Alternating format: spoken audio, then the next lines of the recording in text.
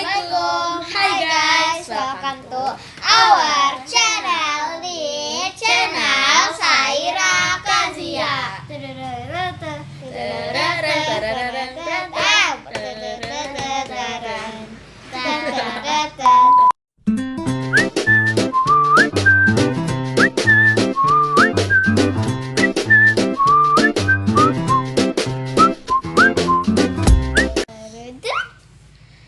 Oke guys, jadi video kali ini kita bakalan wawancara orang hebat.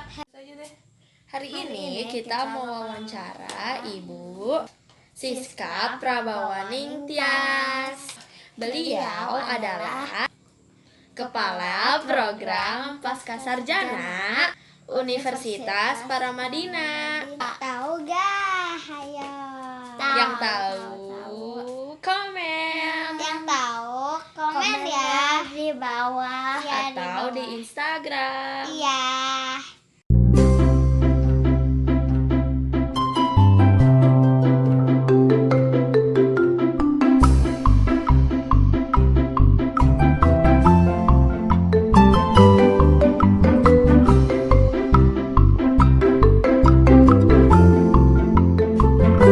Tapi karena orangnya asik, kita panggilnya Tante Ica aja ya, biar Tante Ica.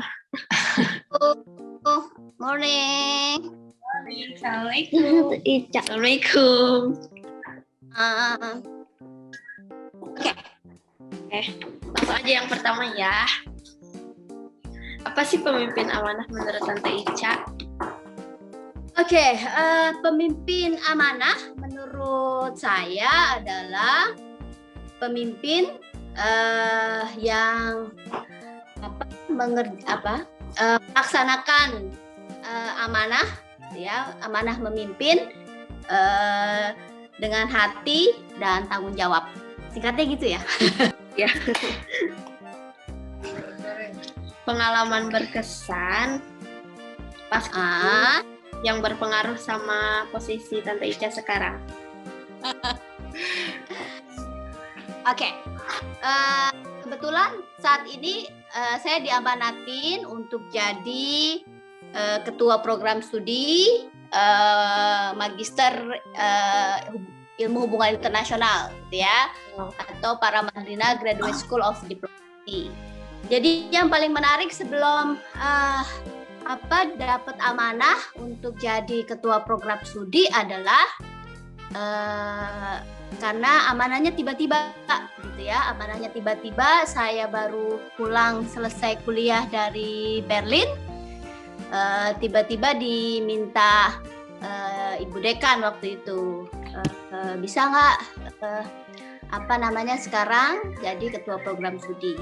Jadi yang menarik adalah kadang-kadang amanah menjadi pemimpin itu bisa hadir tanpa tanpa kita rencanakan, gitu ya, tanpa kita bayangkan sebelumnya, gitu ya. Kadang ada orang yang jadi pemimpin karena jabatan sesuatu, memang dia mencari, gitu ya, atau dia memang berusaha. Tapi kalau kasus saya memang saya diminta, tidak kebayang sebelumnya, gitu ya. Biasanya baru kuliah kan adaptasi dulu ya. Jadi yang menarik adalah itu, dapat amanah dari sesuatu yang tidak dibayangkan sebelumnya. Oh gitu, ya, keren. Terus suka dukanya apa nih jadi pemimpin perempuan? Bukan pemimpin, sukanya pasti belajar baru, gitu ya. Jadi pemimpin pasti setiap hari antara punya tanggung jawab rutin sama kemudian memikirkan sesuatu yang baru, gitu. Jadi sukanya selalu bisa punya kesempatan diskusi sama orang, kemudian mendengarkan aspirasi teman-teman, gitu ya, dengan siapa kita bekerja. Kalau saya interaksi sama mahasiswa, sama teman dosen, itu pasti dapat sesuatu yang baru, gitu. Karena saya percaya semakin saya tahu banyak gitu, kadang-kadang saya semakin nggak tahu gitu ya. Jadi ada sesuatu hal baru yang pengen tahu gitu. Nah, dukanya adalah ketika kita bikin rencana, tapi rencananya ada beberapa hal yang tidak berjalan sesuai rencana, misalnya gitu ya. Ada yang misalnya kerjaan jadi molor gitu ya, atau kemudian kita mengharapkan seseorang atau teman kerja kita melakukan sesuatu tapi nggak dilakuin gitu ya. Jadi kan kerjaan molor gitu, atau kemudian kita punya ide gitu tapi dianggap nggak sesuai dengan yang lain gitu ya. Jadi ada proses lagi. Tapi secara general suka dukanya itu bareng-bareng gitu ya. Mungkin lebih banyak sukanya gitu. Karena tiap hari pasti belajar hal yang baru. Beda gak sih jadi pemimpin perempuan di tengah laki-laki? Beda. Perempuan sama laki-laki beda nggak sih? Beda. Beda ya. Pasti balik lagi ada suka dukanya gitu. Tantangannya kadang-kadang kebetulan saya sehari-hari lebih banyak kerja sama laki-laki memang gitu ya. Jadi kadang-kadang nggak dianggap cewek gitu. Kadang-kadang nggak dianggap perempuan. Tapi menariknya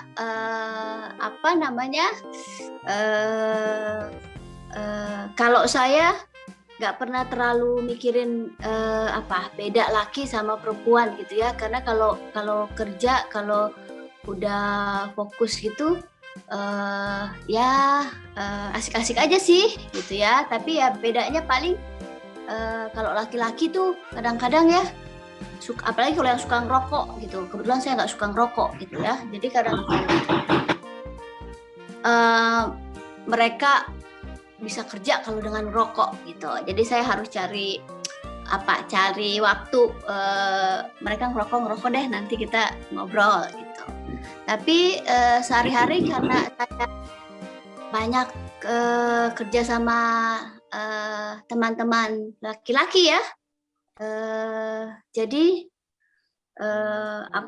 udah biasa gitu. Kalau saya sama teman perempuan paling bedanya apa ya? Saya ngerasain bedanya ya gitu. Kalau aku prinsipnya adalah saya nggak ingin orang lain mempengaruhi saya gitu ya. Jadi mau cewek mau cowok, kalau diajak asik-asik aja gitu. Tapi memang ada bedanya gitu ya.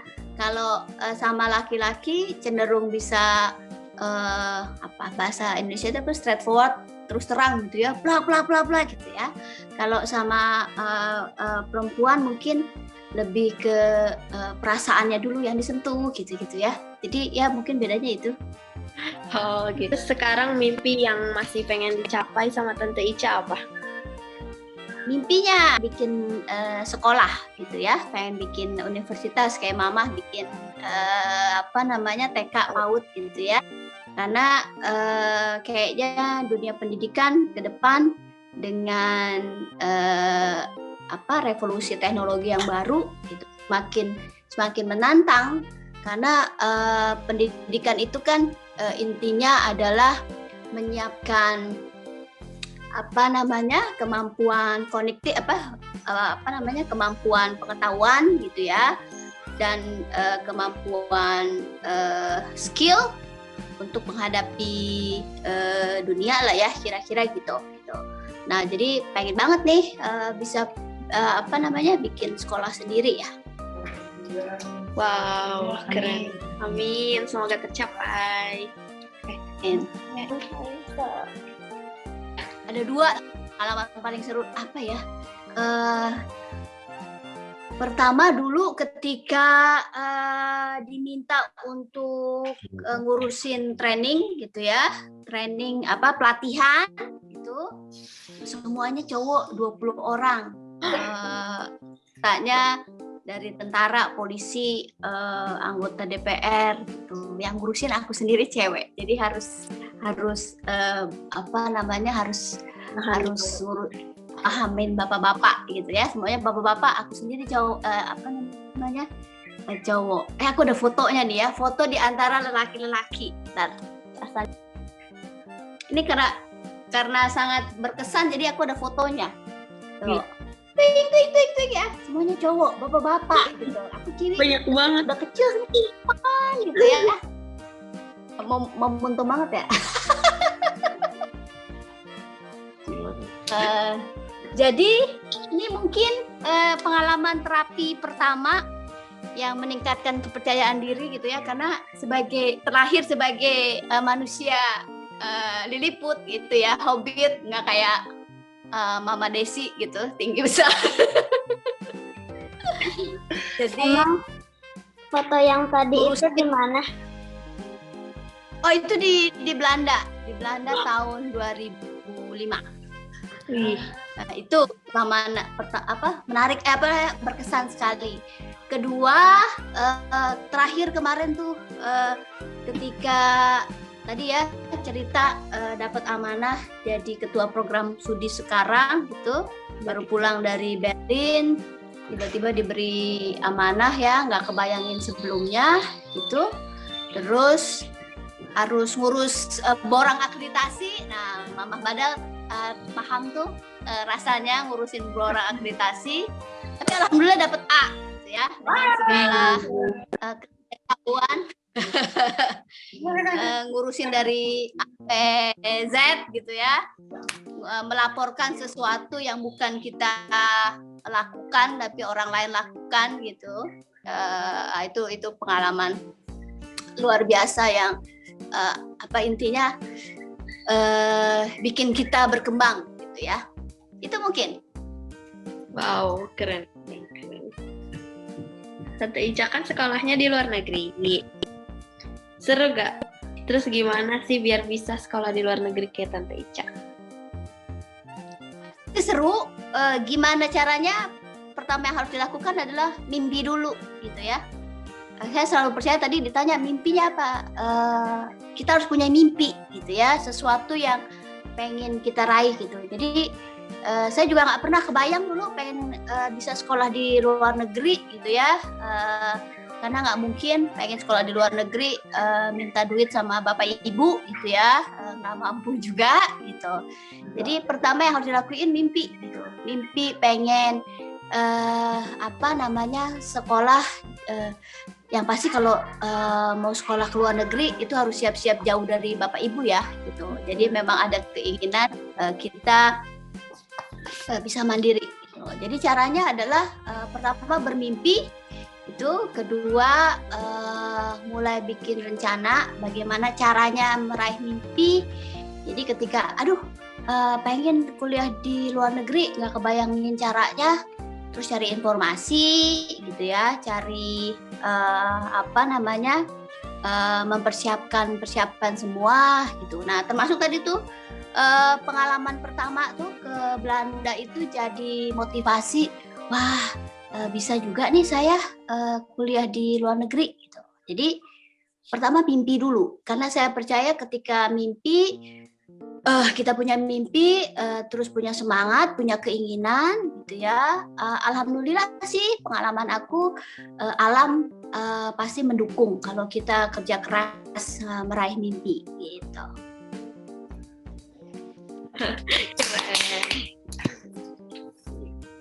Itu tuh Kesan-kesan buat anak-anak sekarang gitu.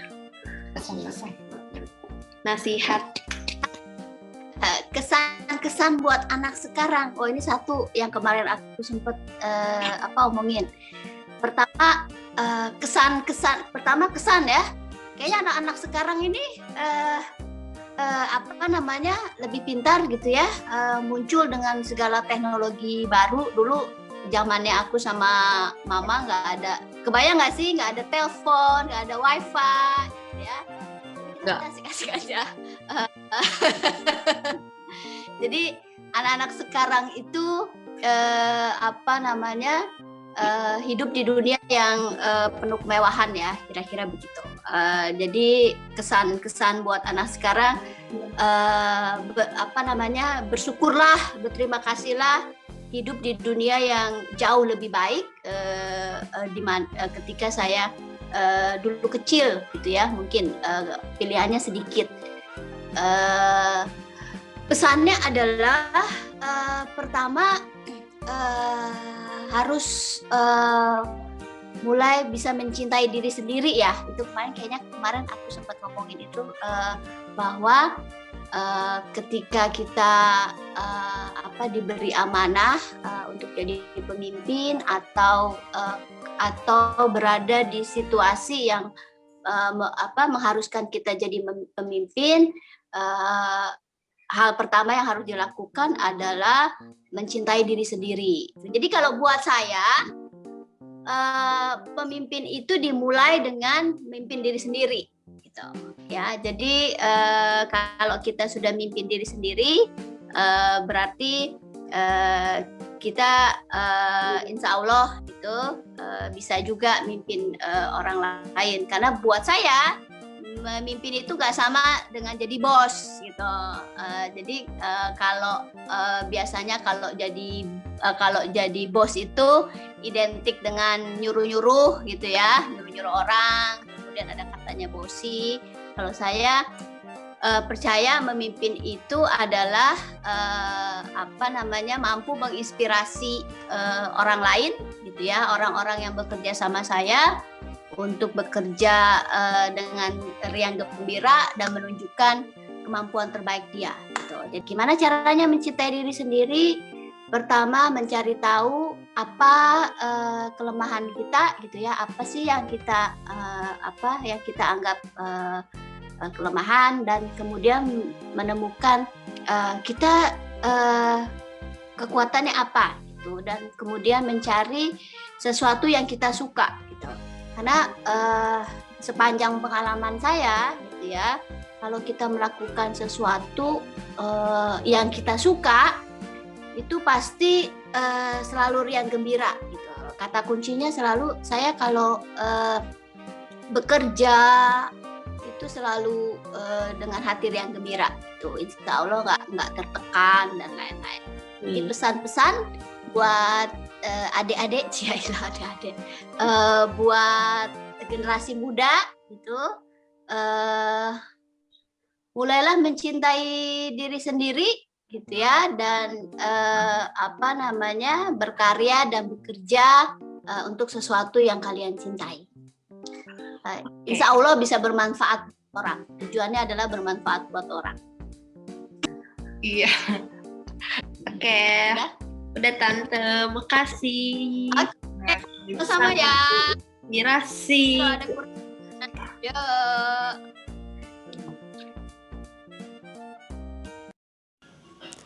Oke guys, jadi itu dia wawancaranya. Semoga menginspirasi kalian semua.